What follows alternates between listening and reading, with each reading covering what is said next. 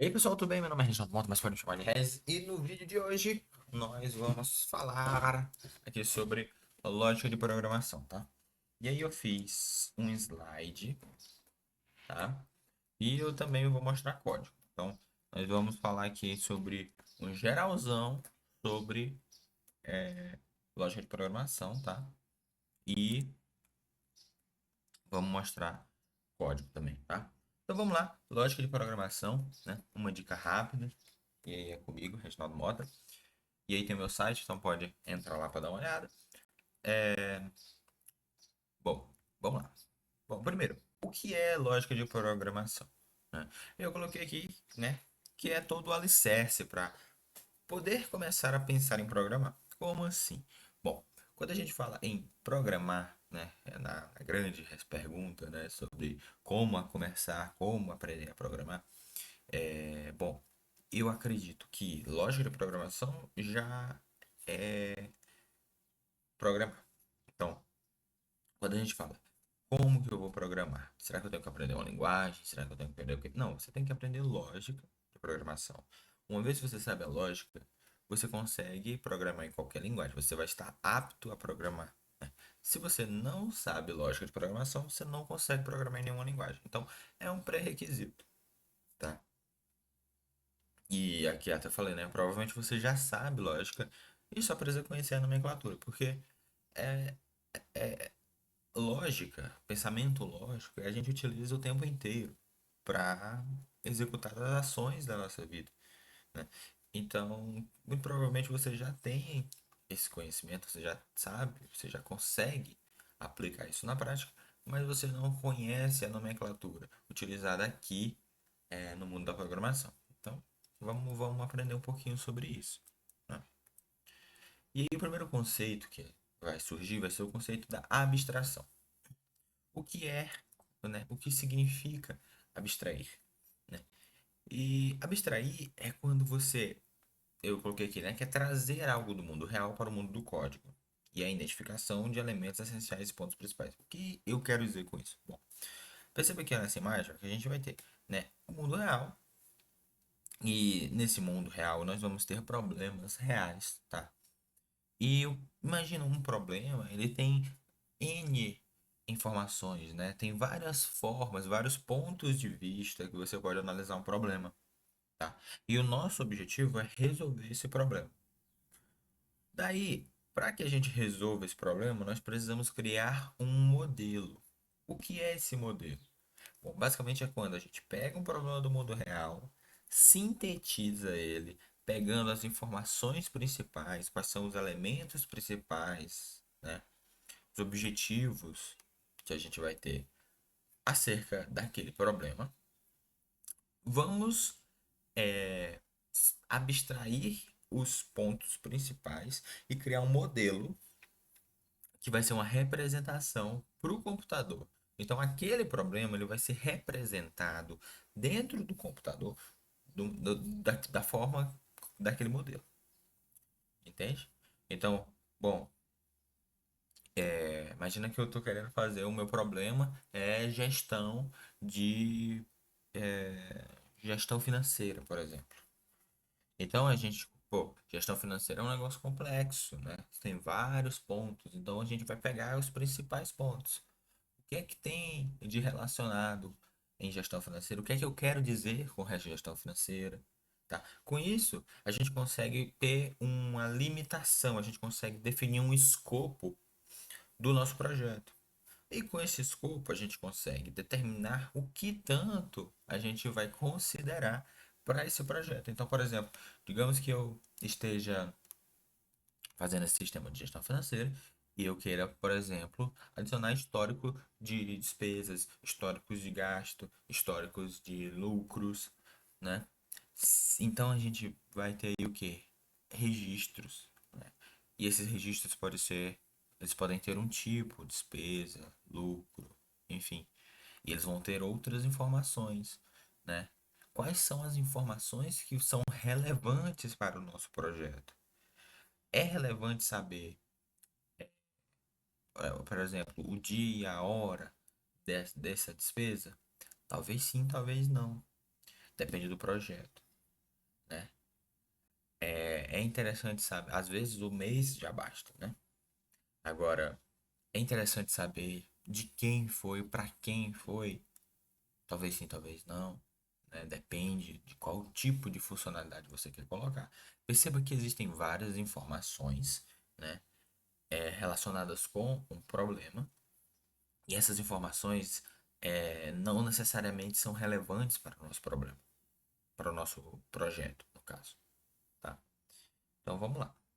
Então abstrair é isso, é pegar algo do mundo real e transformar em um modelo para utilizar em código, tá?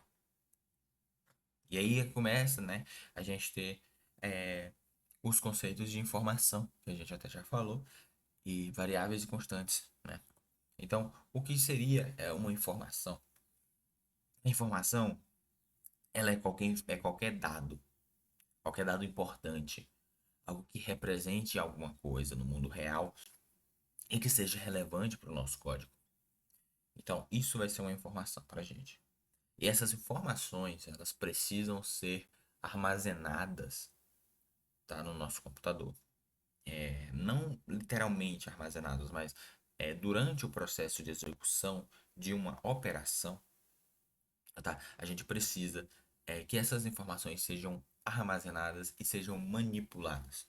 Então a gente vai tanto guardar esse tipo de informação para poder utilizar, quanto a gente vai poder manipular essas informações. Ou seja, por exemplo, se eu tenho um valor numérico de saldo, por exemplo, eu posso querer fazer uma transação, eu vou ter que modificar o valor do meu saldo. Se eu tenho, sei lá, eu recebi o dinheiro, também vou ter que manipular esse valor desse saldo. E com isso, a gente vê que dados eles podem mudar, mas dados também podem ser imutáveis. Aí entra uma contradição, né? O que é que eu estou querendo dizer com isso?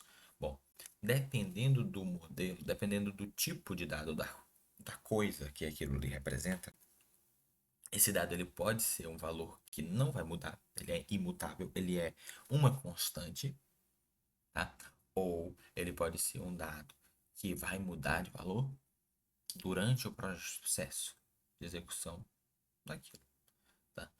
Então, por exemplo, quando a gente vai falar de código, tá? Então eu vou pegar aqui um exemplo em Python primeiro. Em Python, nós não temos uma definição, uma diferença de constantes e variáveis, né? Que nós podemos definir uma variável, como, por exemplo, a gente está falando saldo. Imagina que o saldo é R$ 1.000. Isso aqui é uma informação, é um saldo. É um número, né, nesse caso.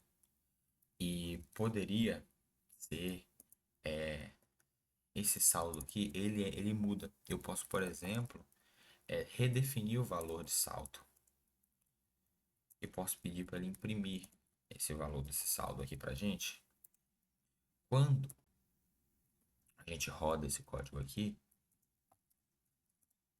perceba que ele imprime o valor 100, que é o valor atualizado do saldo.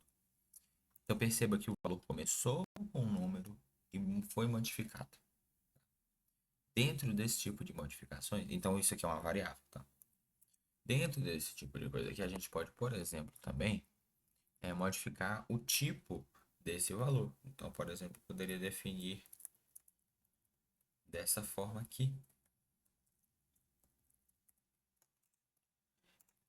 Quando eu rodo, ele muda o tipo do dado, né? Perceba aqui, por exemplo, se eu colocasse aqui, pedisse para ele para mim mostrar qual é o tipo de saldo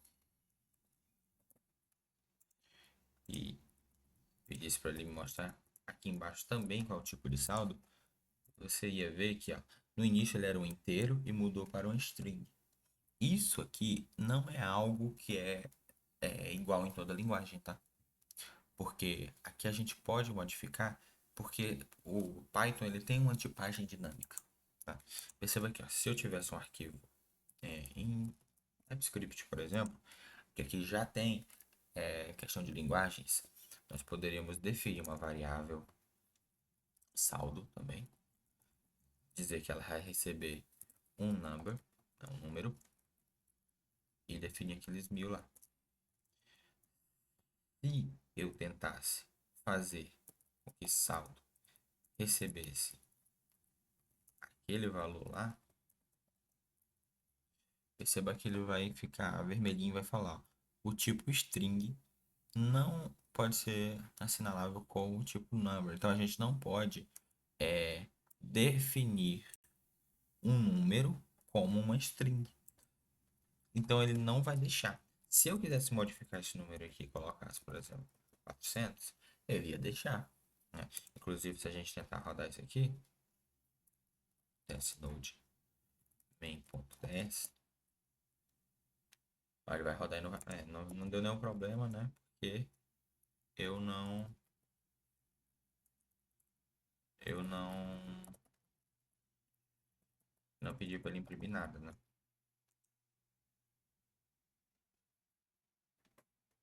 Pera, não é print não, é console. Nossa.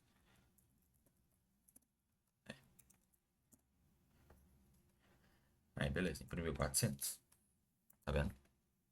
Então, a gente tem linguagens que elas vão ser tipadas, igual o TypeScript, que vai ter uma tipagem estática, ou seja, esse saldo aqui eu não vou conseguir modificar o tipo dessa variável. Já eu vou ter linguagens aqui que ela vai ter uma tipagem dinâmica, ou seja, que ela pode ser uma coisa, que ela pode ser outra, tá?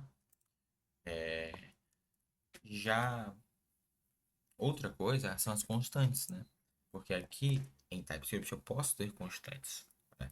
Então, se eu definir aqui uma constante, sei lá, Auna, e eu dizer que vai ser uma string, eu definir aqui Reginaldo, eu não poderia, por exemplo, trocar o valor de Auna para qualquer outra coisa, tá?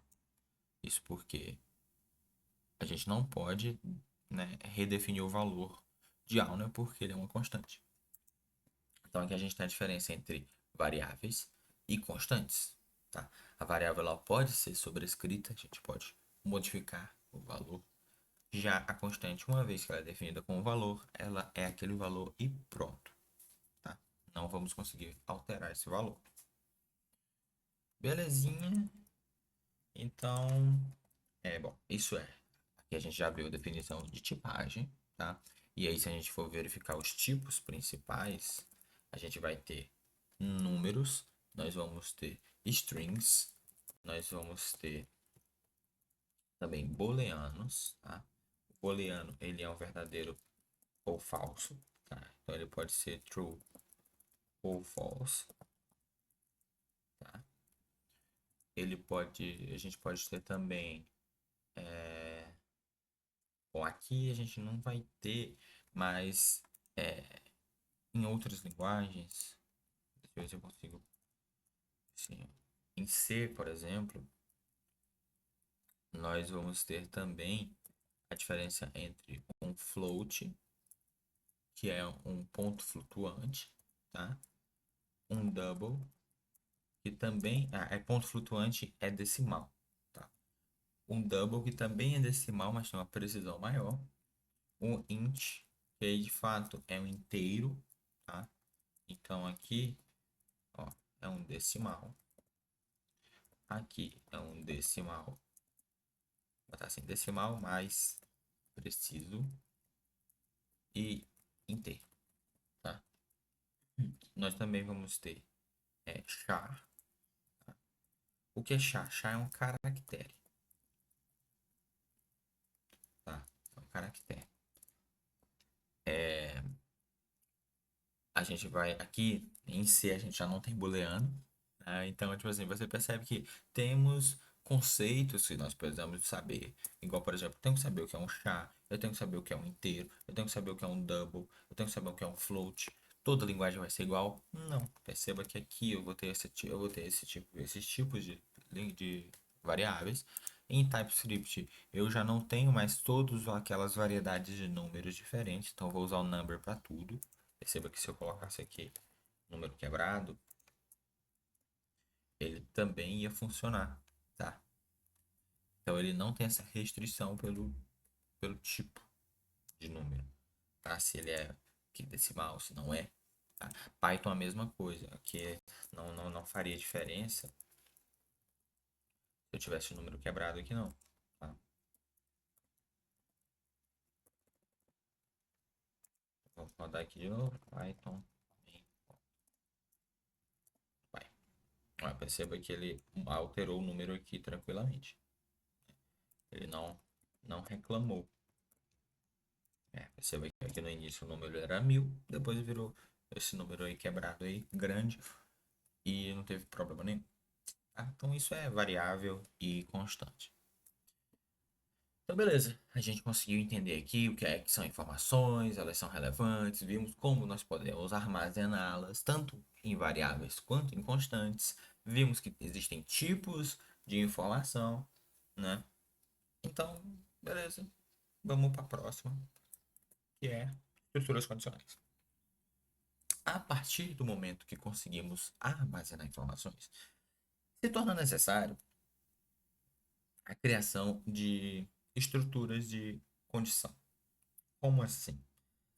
Eu posso querer ou não executar uma ação a depender do valor de uma condição. Como assim? Ó, imagina que eu tô aqui no início do meu programa e aí eu vou ter uma condição se a variável A tem um valor maior que a variável B. Caso a variável A seja maior que B, então a gente vai exibir a mensagem que A é maior que B. Caso não, a gente vai encerrar o programa. Tá? Então perceba que aqui a gente tem um controle de fluxo, ou seja, para onde a gente vai. Nós criamos bifurcações, tá? Nós conseguimos verificar valores aqui. Então nós podemos verificar condições para executar ou não certas coisas, tá? Então, por exemplo, vamos lá para o código. Aqui em Python. Então, digamos que eu tenho aí nosso saldo, tá? E eu quero fazer uma transferência.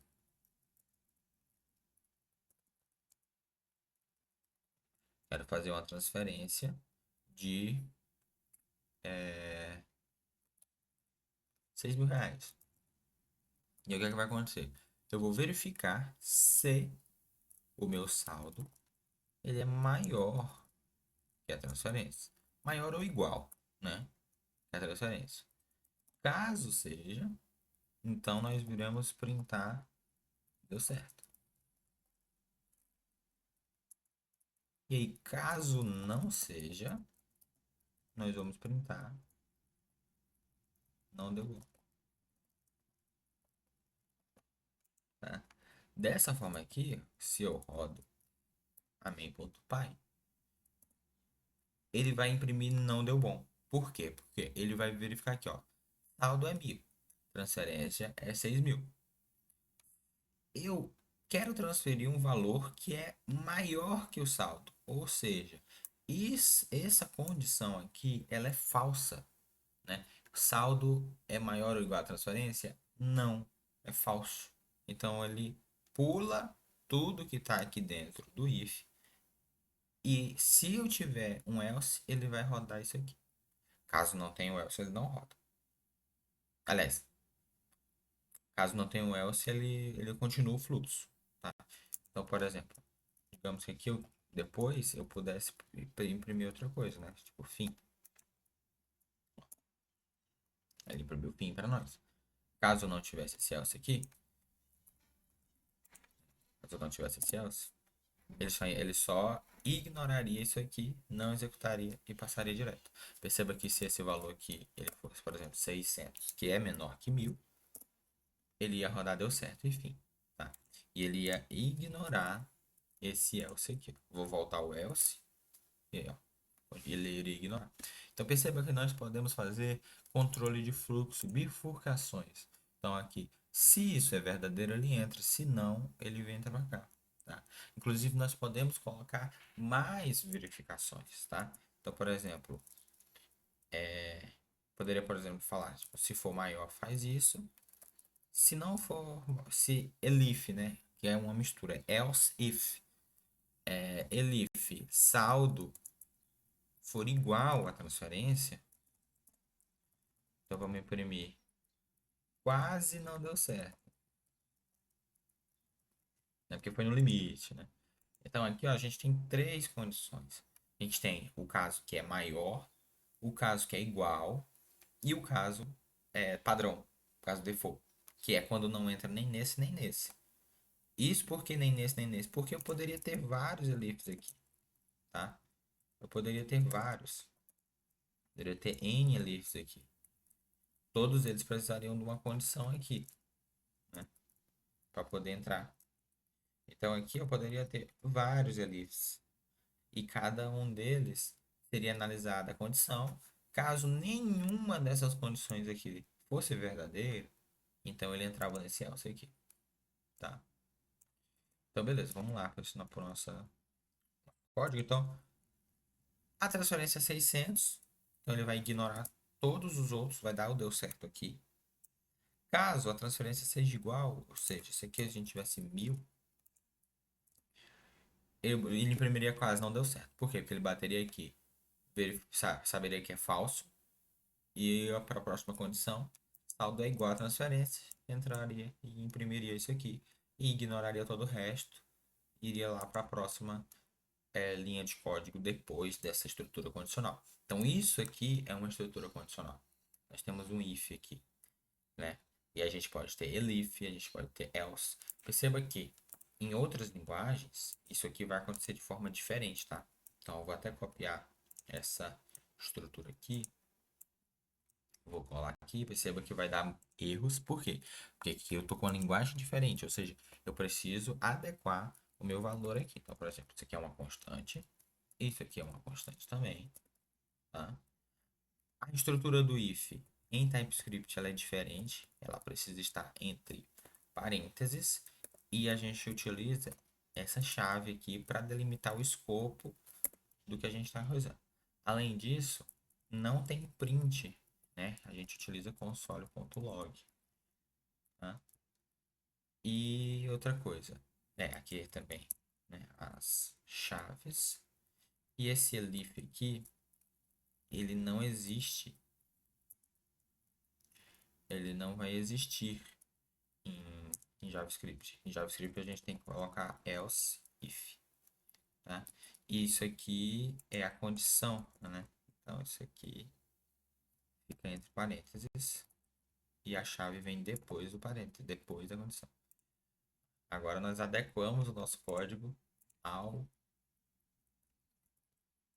ao TypeScript, né? Então vamos lá, vamos rodar aqui ts node main.ts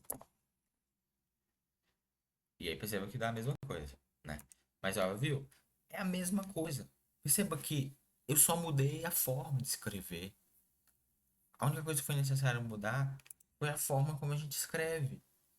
Enquanto aqui, ó, eu tinha uma forma de dizer para o computador o que ele deveria fazer, em TypeScript eu tenho outra, tá?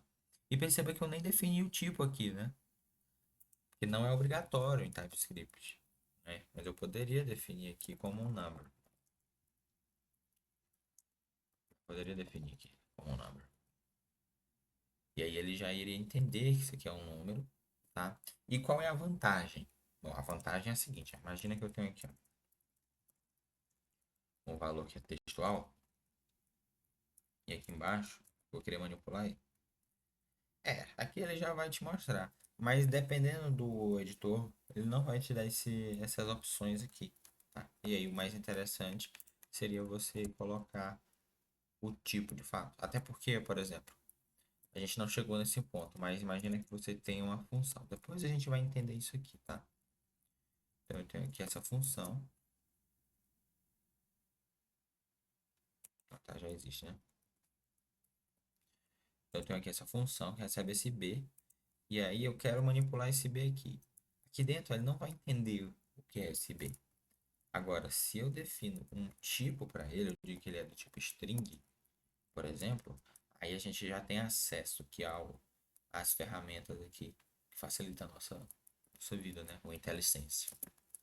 Mas a gente vai falar de funções mais com pouca, tá? Então é isso, ó, tá vendo? Aqui a gente tem estruturas condicionais. Mesma coisa aqui, estruturas condicionais. Condicionam o fluxo da execução, tá? Então nem tudo vai ser executado no nosso código. Vai depender dos valores que a gente tem. A gente executa ou não. Beleza. Então, condicionamento, condições, né? Estruturas condicionais é isso. E aí a gente vai para laços de repetição.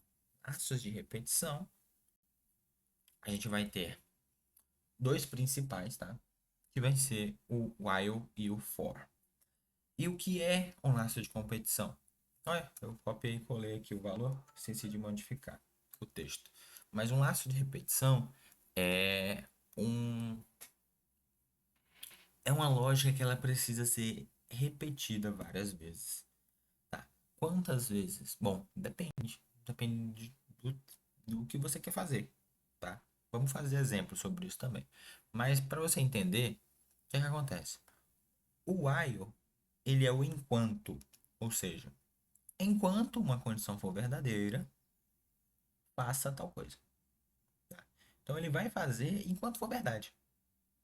Perceba aqui, ó. Se é verdade, ou seja, se verdadeiro, se sim, né? Ele executa e volta e verifica de novo. Se continua verdadeiro, executa e volta. Continua verdadeiro, executa e volta. Continua, continua, continua, continua, continua. Falso, sai.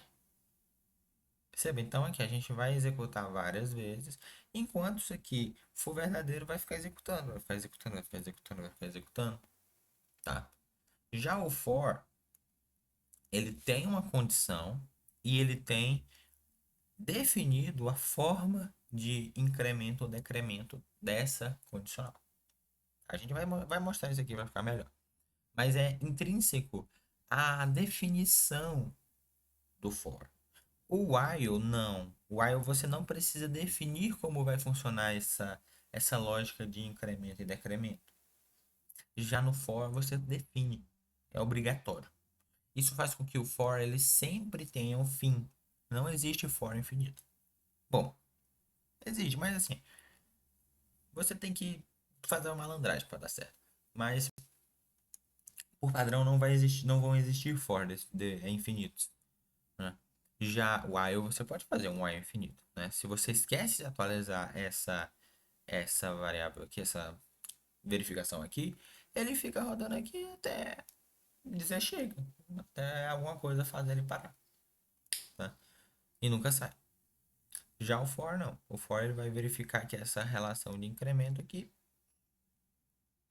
e vai sair. É claro que sim, dá para fazer um for infinito, né? Caso essa condição aqui ela seja impossível de ser alcançada, então a gente vai ter um for infinito.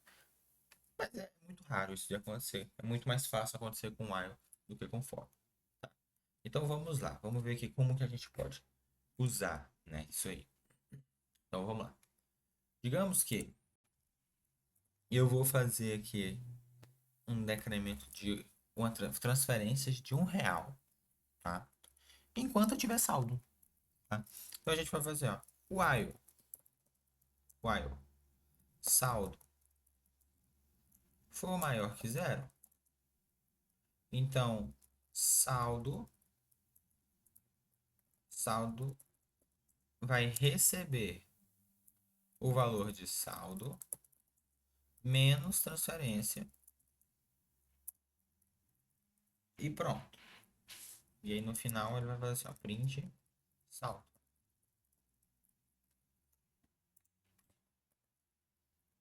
E vamos rodar isso aí. Ó, printou zero, né? Então, beleza, deu certo. Ó. Enquanto o saldo for maior do que zero, ele vai tirando de um em um. Ó, perceba que eu posso, por exemplo, printar isso aqui para nós. Vamos printar a execução que ele está fazendo, que vai ser o nosso saldo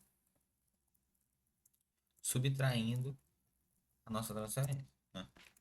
Então, vamos lá. Se eu rodo isso aqui, agora ele vai imprimir para mim em cada uma das execuções. Ó, perceba que a gente tem várias, ó. Porque ele começou lá no 1000, 1000 menos 1, 999 menos um, 998 menos um, sabe? E aí ele vai fazendo. Perceba que é rápido, bem rápido, né? É bem rápido porque o computador é rápido. E 1000 execuções é uma bobagem, né? Mas isso aqui pode ser infinito. Perceba. Se aqui a gente colocasse uma condição que nunca é, seria possível, por exemplo, se saldo for. Enquanto o saldo for menor que 1001, a gente faz isso. Perceba que como ele vai estar subtraindo o valor de saldo, isso aqui nunca vai ser falso. Nunca vai ser falso. Ele sempre vai ser menor do que 1001. Então, se eu ficar rodando isso aqui, ó, ele vai ficar rodando aqui, ó, infinitamente. Não vai parar. Não vai parar. Uma hora isso aqui ou vai quebrar, por conta da memória do meu computador, ou vai ficar aqui rodando infinitamente. Então a gente vai ter que parar nós mesmos, né? Temos que parar a execução desse código. Isso aqui é o que a gente chama de loop infinito. Tá? Isso é um loop infinito. E às vezes isso aqui é até útil, sabe? Às vezes a gente utiliza, né? É comum você ver, por exemplo, o while true, né? Enquanto for verdade, ou seja, sempre faça isso aí. Por quê? Porque a gente quer que essa coisa se repita. Como, por exemplo, em jogos, quando a gente vai fazer renderização na tela, a gente quer que aquilo ali fique atualizando infinitamente mesmo. Porque a gente vai ficar carregando os frames, né? Do game. E perceba que essa aqui é a forma como a gente escreve em, em Python, né? E aí vamos fazer aquele mesmo processo de transformar para JavaScript, né? Aqui, ó, por exemplo, perceba que se eu colocar aqui, ó, como const, igual foi da última vez, não vai dar certo. Por quê? Né? Vamos verificar o motivo. Ó, vou trocar aqui as coisas que a gente consegue. Aqui não tem isso aqui, né? Vou usar aspas simples aqui. Aqui. Beleza. Perceba aqui, ó. Depois que a gente mudou toda a sintaxe da linguagem, continua aparecendo um erro. Que erro? Saldo é uma constante. Verdade. Eu estou atualizando um valor e ele é constante. Então, como que eu faço? Transformo numa variável. Tá? Transformo numa variável. E aí, beleza. Agora nós temos um código e ele vai fazer exatamente a mesma coisa que o outro. Ele vai rodar, né, vai imprimir aqui tudo e vai imprimir o zero aqui no final, que é o saldo. Legal? E aí, da mesma forma aqui, né? Se a gente fizesse aquela brincadeira lá, enquanto ele for menor do que 1001 e rodasse, ele também ia rodar infinitamente, igual o Python. Tá? Mesma coisa. Vamos lá. Ok, então esse é o while, tá? Então, enquanto isso aqui for verdade, a gente coisa. Então, lembra desse negócio do condicional? Às vezes, sabe, às vezes a gente também pode entrar em laços condicionais quando nós esquecemos de fazer a atualização de um valor. Então, por exemplo, digamos que eu tenho aqui um counter, tá? Um contador, e esse contador começa em zero. E a gente vai rodar, por exemplo, enquanto o counter for menor do que 100. Nós vamos fazer essa coisa aqui 100 vezes, né? Quando a gente roda isso aqui, ó, vixe, mas não era só 100 vezes, por que que tá infinito? Ah, bom, onde foi que eu atualizei o valor de counter?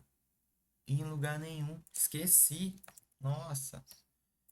Então eu tenho um loop infinito, exatamente. Então aqui, ó, counter mais mais. A gente vai aumentar o valor de counter. Isso aqui, ó, é a mesma coisa de escrever counter igual a counter mais um, tá? É a sintaxe. Isso aqui não existe em Python, tá? Dessa forma. Mas em Python existe essa outra forma aqui, ó. A gente pode escrever, ó, como counter mais igual a um. Ou seja, esse mais igual aqui, ele já é meio que como se ele botasse isso aqui antes, tá? sempre vai adicionar esse counter aqui antes, né? É uma forma de escrever mais enxuta, tá? Agora sim, eu atualizei o valor de counter e aí ele vai executar somente 100 vezes. Legal, né? Pois é. E aí, além disso, nós também temos o for, tá? Então, digamos que esse transferência aqui fosse transferenciais. Eu quero definir valores diferentes para cada uma dessas transferências. Então, a gente vai ter aqui, ó, primeiro eu vou transferir R$ 1, depois eu vou transferir 10, depois eu vou transferir 58, depois eu vou transferir 91, depois eu vou transferir 60, isso aí, sabe? E aí, então, eu para cada um desses valores, eu tenho. Dá para fazer com while? Dá também.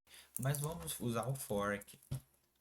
Em Python, a gente pode utilizar assim, ó. For transferência, transferência ou seja, transferência transferenciais. Ou seja, para cada valor de transferências, eu vou fazer essa subtração. Perceba aqui, ó, que quando a gente rodar agora o Python main.py, ele vai fazer, ó, primeiro, ele vai subtrair, subtrair.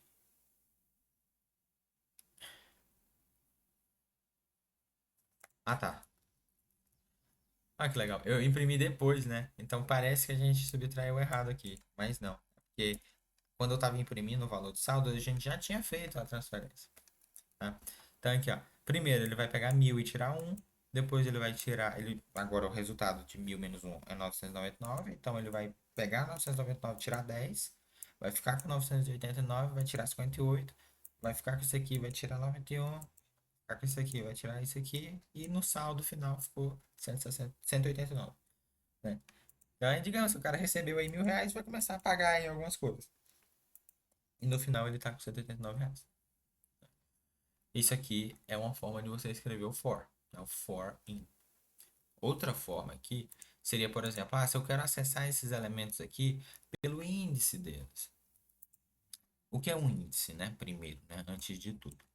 Um índice é a forma como eu acesso cada elemento. Então, digamos que eu quero imprimir aqui o valor de transferências. Eu quero, por exemplo, o segundo valor. Aí a gente coloca um 2 aqui. E imprime, e ele imprimiu 58. Aí, pô, mas o segundo valor é 10. Por que que ele imprimiu 58? Porque em programação nós vamos contar a partir do zero. Então aqui, ó, não é o elemento um, é o elemento zero, elemento um e elemento 2. Então é zero, um, 2, 3, 4. Então a gente vai contar a partir do zero. Então aqui, se eu quisesse o 10, eu teria que colocar um. Ele me dá o 10. Tá? Então eu consigo acessar por meio desse elemento. Então, se eu tivesse uma forma de pegar todos os elementos, todos os índices, né, a quantidade de índice, eu também conseguiria acessar, né? Então vamos tentar fazer isso. Então, vamos falar assim que eu vou ter um índice, index, tá? Agora não vai ser em transferência, vai ser em range, ou seja, num range de len de transferência. Ou seja, len de transferência vai ser a quantidade de elementos.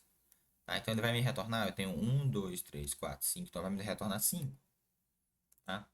E aí eu vou redefinir aqui agora que transferência A vai receber transferência as index. Tá? E aí agora a gente pode, inclusive, ó, imprimir aqui o número dessa transferência. Então, vou imprimir assim. Imprimir assim. E aí, se a gente roda, agora eu tive a transferência zero que foi isso aqui, a transferência um que foi isso aqui, a transferência 2, né? E aí sim por diante. Bem interessante, né? Então aqui é como a gente escreve.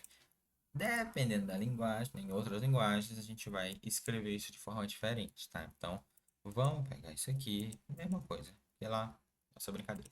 Então aqui, ó, saldo vai ser let, transferência pode ser const, né? Agora, o for também vai ter que receber daquela forma lá que a gente tinha, assim, ó, e as chaves. Aqui, ó, no JavaScript, aqui já vai ser diferente. a gente vai ter aqui, ó, a gente vai definir uma variável índice, tá? E vamos definir ela como zero. E aí, enquanto índice for menor do que transferências.length, ou seja, da quantidade de transferências, a gente vai pegar o index, né, no caso, mais. A gente vai incrementar em uma unidade o index, enquanto o index for menor do que a quantidade de transferências, index zero. E aí aqui a gente vai definir aqui, ó, uma const transferência, que vai pegar transferências index e vamos corrigir aqui essa forma de imprimir, tá? Que aqui vai ser assim. E esse print aqui também, que aqui é console.log. Ah, legal. Legal. Então vamos lá, vamos agora no TS Node. E aí perceba que ele imprime a mesma coisa do que rodando o Python. É a mesma coisa. A diferença aqui de cor, mas aí também, né? Tanto faz. E aí, ó, essa é a forma, inclusive essa aqui é a forma padrão, tá? Em C, em C++ vai ser assim, provavelmente em Java vai ser assim também. Então, assim, você pode ter uma sintaxe diferente, né? A ideia é isso, você pode ter uma sintaxe diferente, no entanto, a ideia por trás é a mesma. Perceba que eu só copiei e alterei a forma de falar, tá? Então pensa nisso, né? Linguagem de programação é linguagem, tá? É forma de você se comunicar com a máquina. Então, por exemplo, se eu estou em Python, eu me comunico de um jeito. Se eu estou em JavaScript, eu me comunico de outro jeito. É a mesma coisa. Tipo assim, as coisas no mundo, elas têm o mesmo, elas representam a mesma coisa. Só que nós podemos utilizar linguagens diferentes, português, inglês, sei lá, latim, italiano, francês, grego. A gente pode utilizar línguas diferentes e vamos estar se referindo à mesma coisa, né? Então, o que muda é só a forma de falar. Mas perceba que, em suma, é a exata mesma coisa, tá? Então, beleza. Isso aí foram os laços de repetição. E aí, a gente pode ter funções ou métodos, né? Então, perceba, por que utilizar funções? Né? Reutilização de código, apelido, componentização de código e legibilidade de código. Então, o que é que eu quero falar com cada uma dessas coisas? Bom, reutilizar código. Bom, às vezes a gente vai ter uma lógica, por exemplo, perceba que aqui a gente tem esse print. Esse print aqui, ó, se você clicar aqui para ver, ele vai ser um. Não vai dar para ver, né? Mas enfim, existe um código por trás desse print aqui, tá? É algo que vai executar uma coisa. Então, por exemplo, digamos que aqui, ó, eu tenho essa função aqui, ó, que ela faz isso aqui. Então, eu vou criar uma função aqui. Def make transfer, né, que faz a transferência. Ele vai receber uma transferência, tá? E ele vai fazer exatamente isso aqui, ó. Então, eu tenho um bloco de código aqui, ó, que eu quero reutilizar. Então, ele vai receber o saldo e a transferência e vai fazer isso aqui, e vai executar isso aqui. E aí aqui a gente vai fazer o seguinte, a gente vai chamar essa função, chamada make transfer, passando o saldo que a gente tem e passando a transferências index, que é a transferência que a gente quer. Quando a gente rodar isso aqui, em suma vai dar exatamente a mesma coisa, tá? Mas agora eu tenho essa função aqui, ó, que eu posso reutilizar onde eu quiser, tá? Então, por exemplo, se eu chamar aqui, ó, make transfer, passando um saldo, sei lá, tem que ser um número, um saldo aleatório que eu quero, e outro valor aqui, ele também vai executar isso aí, ó. Perceba que aqui, ó,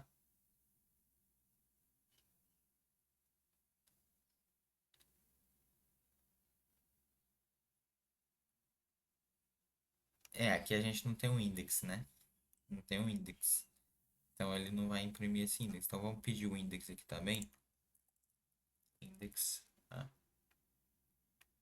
E aqui ele pega de transferência, né? Então ele não vai ter de quem pegar ali. Então aqui a gente precisa trazer essa transferência para cá. E aqui a gente passa transferência A. E aí a gente passa o index aqui também. Legal. E aí aqui a gente pode fazer a mesma coisa. Aí dessa forma, aí sim, ó, ele me pegou o index que eu passei aqui, 121, pegou o primeiro valor aqui, pegou o segundo valor aqui e executou a nossa função aqui, que ela basicamente vai dar o print e vai fazer aqui essa subtração, tá? Bem legal, né? Isso aqui que a gente fez é uma função, tá? É um método. E esse método ele pode ser utilizado. Tá vendo? A gente usou aqui embaixo. Se a gente tivesse em outro código Python, a gente poderia também utilizar, né? Isso aí é a questão de componentizar o código. Então, por exemplo, eu poderia ter aqui um outro código, sei lá, botar até other.py. E eu poderia, por exemplo, importar. Então, aqui, ó, from.main import make transfer. E aí aqui eu poderia chamar o make transfer. Daqui, ó, make transfer, passando um saldo que vai ser 1000, passando a transferência que vai ser 39 e passando um index aí que vai ser 6, por exemplo. Agora, se eu rodo o Python other.py, ele vai dar um erro porque não tem o package. Então a gente vai criar aqui, ó, init py. Pronto. Com esse arquivinho aí a gente já consegue fazer as importações. Ah, não, não precisa, né? É só, não precisa do ponto, tá? É só, só pai. Então ele vai rodar aqui order.py. Só que, ó, perceba que ele imprimiu o que tinha lá em main também. Por quê? Porque quando eu importo, o que é que ele vai fazer? Ele vai rodar isso aqui para poder pegar as referências que a gente tem. Então isso aqui ele roda, tá? E aí tem uma forma da gente evitar que isso aconteça, tá? E essa forma é quando a gente coloca aqui, por exemplo, if underline name foi igual underline main, ele roda isso aqui. Isso aqui é desnecessário, tá? O que a gente está fazendo, só estou mostrando que isso aqui existe. E agora ele não vai mais rodar isso aqui, ele só vai rodar caso a gente ele que a gente chamou para executar, tá? Legal. Então a gente consegue, por exemplo, componentizar o código. Eu tenho aqui outro arquivo chamado make transfer que vem da main. Olha que legal. Tá vendo? Então, beleza. Isso aqui é como a gente faz para reutilizar código. E aí, como eu te falei, dependendo da linguagem, você pode criar a função de forma diferente. Agora, por exemplo, aqui em TypeScript, se eu fosse criar essa função, eu não teria esse def aqui. Eu teria um function, tá? E aí aqui eu continuaria igual aqui. E aqui eu teria as chaves. Aqui dentro eu teria um console.log. E eu também teria. Opa! Eu também teria aqui as aspas simples, né? E aqui no final eu teria as aspas simples não, né? A crase.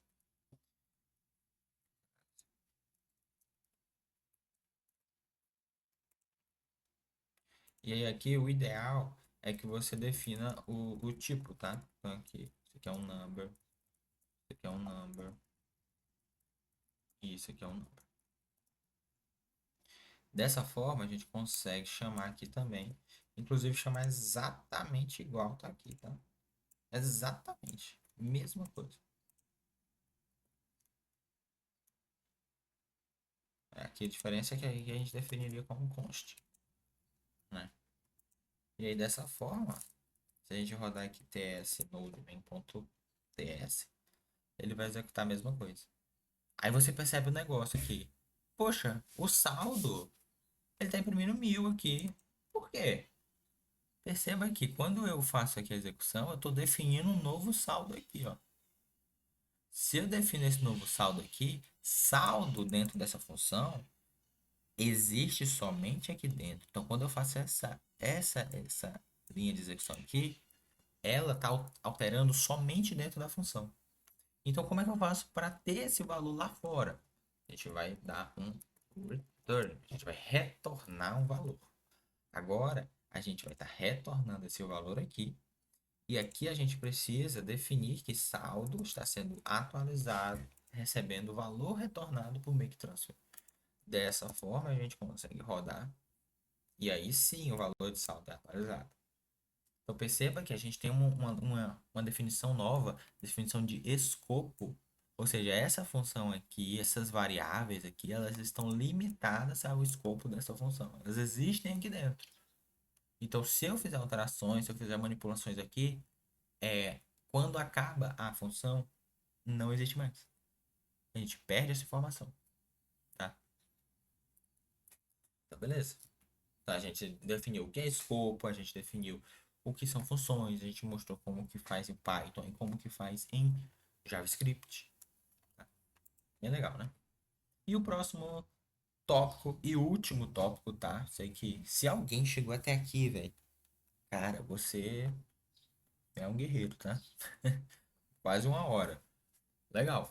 Inclusive, comenta aí, vai. Eu gostaria de saber se tá legal, se precisa melhorar, se você, né, já que você chegou até aqui, você gostou. Então, fala aí mais um tópico que aí eu falo sobre isso também.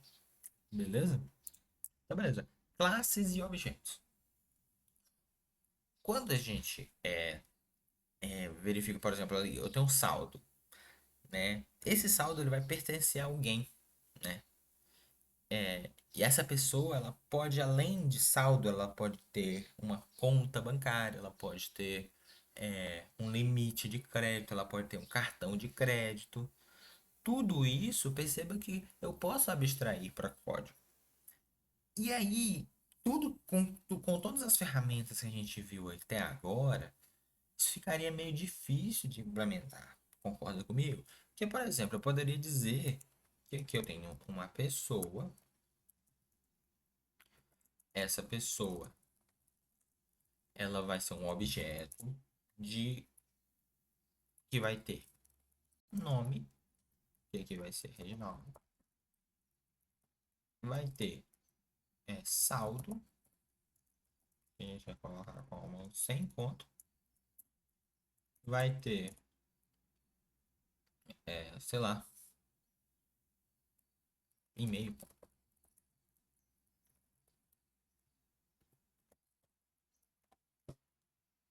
Isso aqui é um objeto do tipo pessoa, tá?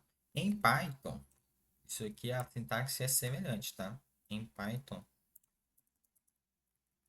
seria a única diferença é que aqui também a gente também precisaria colocar as aspas. E aqui em Python a gente não chama isso de objeto, a gente chama de dicionário, de dict, tá? Enquanto aqui em TypeScript a gente chama de objeto. É um objeto desse tipo aqui, pessoa, tá? Inclusive a gente pode até definir uma interface ou um tipo pessoa, que é com S com P maiúsculo, e a gente falar que ela vai ter um nome, que é uma string, ela vai ter um saldo, que é um number, ela vai ter um e-mail, que é uma string. E aqui se a gente definir, e aqui a gente pode dizer que isso aqui é do tipo pessoa. Tá? E a gente também pode, por exemplo, dizer que ela vai ter outra coisa. Ela vai ter, sei lá, age, idade, né? Idade, que é do tipo number. E aí perceba que agora já começou a retornar um. Eita! Meu Deus.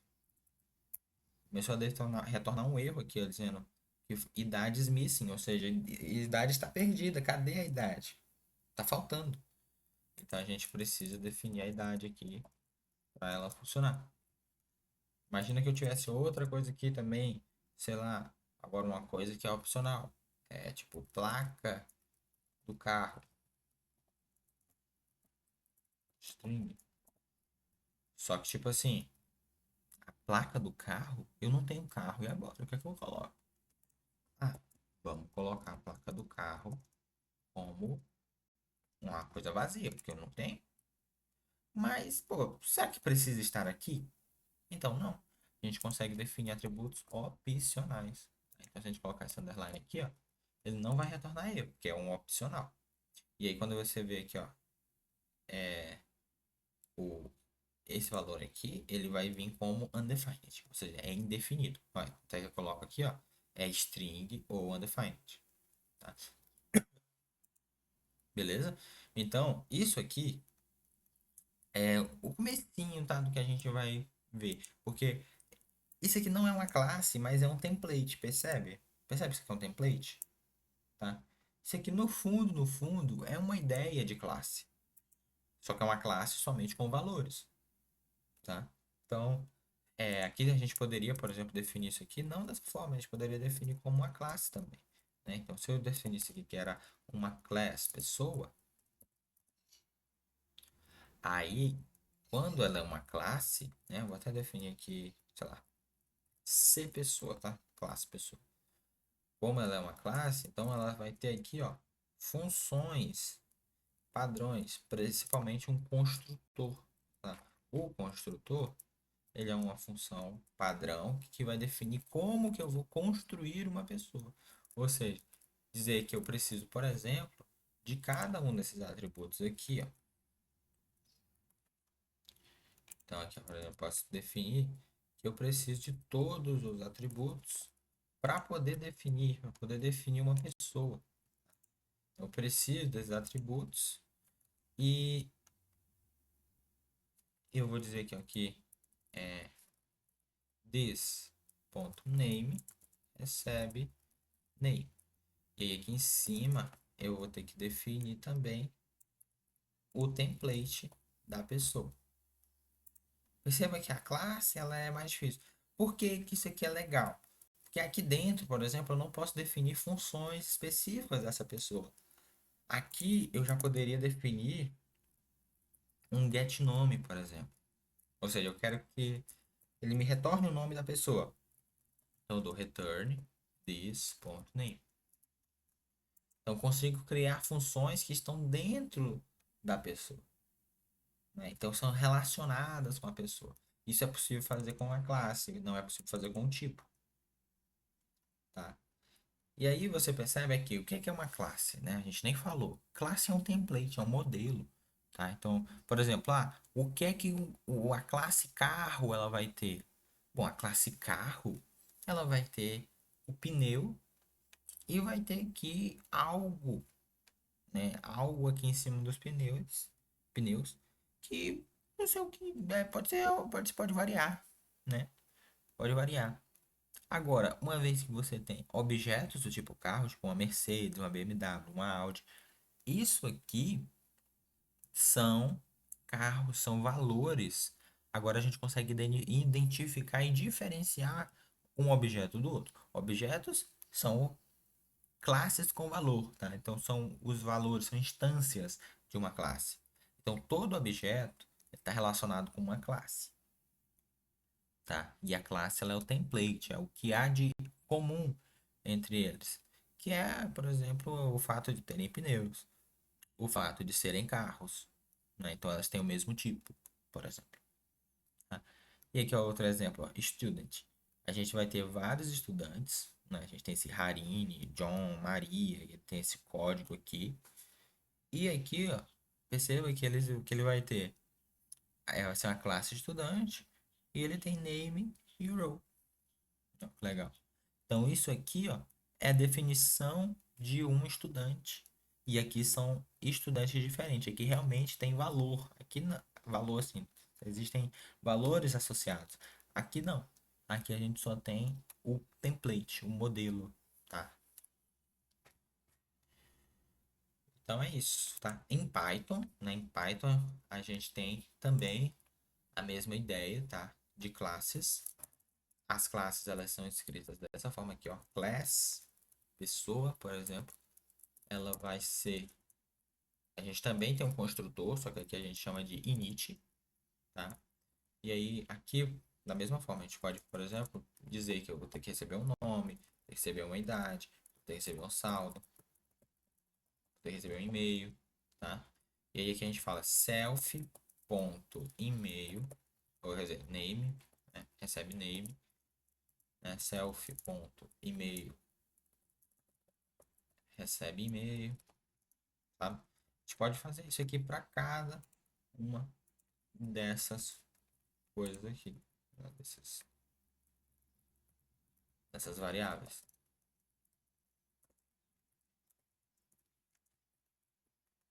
É, que legal. Agora aqui a gente vai ter uma classe do tipo pessoa e ela tem essas funções aqui. Essas funções não, né? Ela recebe, ela tem uma função construtora e recebe esses valores aqui e define esses valores aqui. Então aqui, por exemplo, eu poderia também ter aquele getNome lá que a gente criou, getNome, né? Agora aqui ele precisa receber esse self, né? Que a linguagem Python ela exige e a gente retorna self.name. Exatamente a mesma ideia. A diferença é que em TypeScript a gente precisa definir o template aqui em cima. Em Python não tem essa necessidade, tá? Mas você pode, tá? Não é proibido, tá? Não é proibido. Você pode. Botei int, né? Mas assim, você pode definir aqui em cima também. Mas não é obrigatório, não é obrigação fazer isso. Já em TypeScript é obrigatório você definir aqui em cima. Certo? Pois bem, uma horinha de vídeo. Falamos aqui sobre. Deixa eu ver se tem mais alguma coisa. Não tem. Falamos sobre lógica de programação. Abordamos vários conceitos, né? Abordamos o conceito de classe-objeto.